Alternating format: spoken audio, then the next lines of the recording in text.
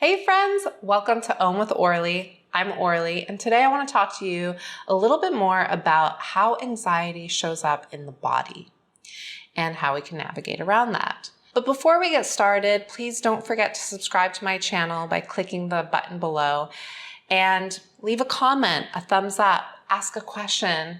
Maybe something resonates with you. Share. I want to hear you. So let's get started.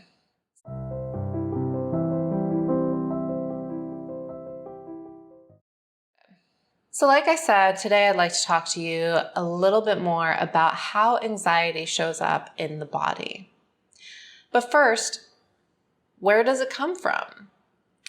Oftentimes, feelings of anxiety, sensations of anxiety show up after a thought. The thing is, sensations in the body are real. They're really here. It might be anxiety, it might be burning, hot, tingly. All of those things are real. They're really here. It is your reality.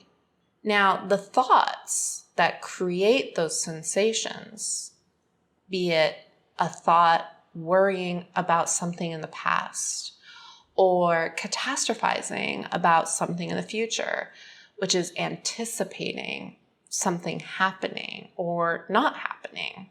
The thought itself is real. We have thoughts, but the content of the thought is not real, even if it really seems like it's real. For example, if you're standing on the street facing a parking meter and you're looking at this parking meter, you see it from the angle that you're standing looking at it. You're seeing the way the light hits it from the angle that you're standing and looking at it.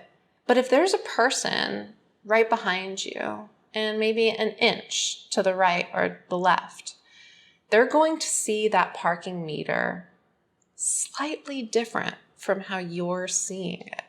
Just by information being received into the mind, into the brain, by light, mass, whatever it is. Now, the parking meter is really there, but the way we receive the parking meter, the way we see the parking meter, our perception of the parking meter is subjective. It is to each their own, right? So, okay, a parking meter is a little easy, right? It's very slight how that might differ from one person to another. We can agree that the parking meter is there, but our perception of it is completely different. Now, it gets a little bit more complex when it comes to like feelings that it creates, like anxiety. So some thoughts might create anxiety in my body, whereas those same thoughts may not create anxiety in another's body. But what it really comes down to is that the content of those thoughts is not real. It is our perception of our reality. It is our perception of what might happen or what might not happen, or what did happen or did not happen, right? And we can take that to all kinds of levels of fear, of, like I said, anticipation, of catastrophizing, or maybe even minimal levels of stress and anxiety that are present with us for longer periods of time than big explosions of anxiety. Now, the thing is that we can understand thoughts are not real, but if we happen to believe the thoughts enough to create this anxiety within us, to truly believe that it is or is not going to happen the way we're thinking, then we're giving our power to the thought and truly believing that that is our reality, when really our reality is anxiety is here. Heat is here. Constriction in the heart space in the chest is here. But the thoughts they don't have to be believed. So when we believe them, we give our power to them. As an example, I had a dream a few weeks ago that really caused my heart in my dream to twist and turn. It was like someone was wringing out my heart. It was a dream about my mom. Regardless of the contents of the dream, the sensations of my heart being wringed out of all of its blood, I woke up with that sensation. And I carried it with me for the rest of the day. The dream didn't really happen. We were not in that situation. Yet the sensations were truly here.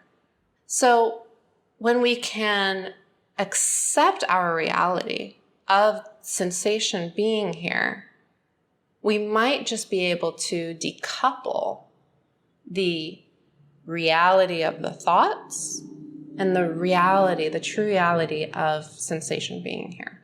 So, when I had a heart attack, I spoke to you about this in the last video, it did come from a baseline of anxiety. And that there were causes and conditions for that throughout my life. Being born a certain way, that makes my heart work harder and can create anxiety from not thoughts, but actually the reverse order, right? And then perhaps the vaccine and receiving news from like some medical news of upcoming procedures in a way that really stressed me out. And that's where I went to catastrophizing and created even more anxiety on top of this baseline that is normal for me, which is a heightened anxiety. And then came the heart attack.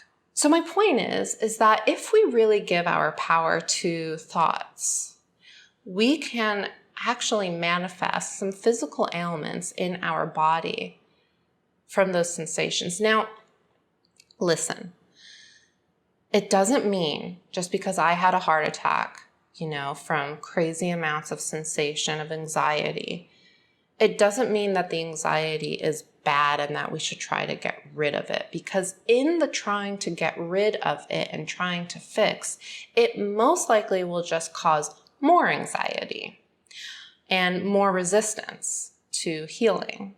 Really, we need to accept our reality as it is, even if resistance is here. So accepting that resistance, right? Thoughts cause sensations that can cause physical ailments. So whatever is here, it is your reality. And it's not something to push away. It's just going to make it worse in whatever way that might be.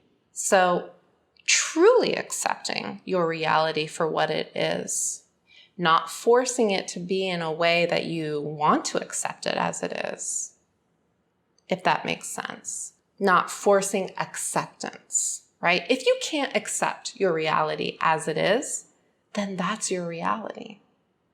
So can we accept that instead of forcing accepting the layer below that?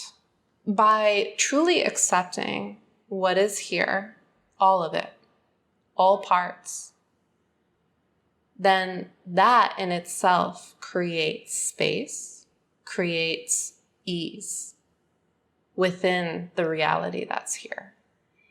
And then we can start there.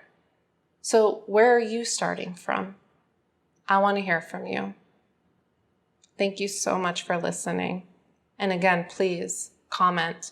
I really do want to hear from you. Thanks, guys.